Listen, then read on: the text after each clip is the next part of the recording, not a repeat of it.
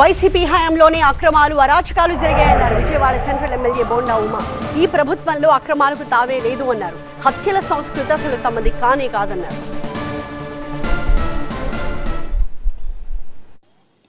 ఇది మీ ప్రభుత్వం కాదు, స్పష్టమైనటువంటి పారదర్శకత ఉన్నటువంటి ప్రభుత్వం. కులాల మధ్య హత్యలు జరిగినాయని కులాలను రెచ్చగొట్టి పల్నాడులో సాల్మన్ హత్యని వ్యక్తిగత కారణాలతో హత్య జరిగితే దాన్ని రాజకీయ రంగు పులిపి అంటే ఏమీ లేక ఈ ప్రభుత్వం మీద ఏమీ నిందలు వేయలేక పండగల్ని కులాల్ని రాజకీయంగా వాడుకోవడమే జగన్మోహన్ రెడ్డి చేస్తున్నటువంటి ఇది. దానికే నీ పరిపాలన ఏంటో చూసినాకే ఇవాళ 11 సీట్లకి మిమ్మల్ని పరిమితం చేశారు. అది గమనించండి.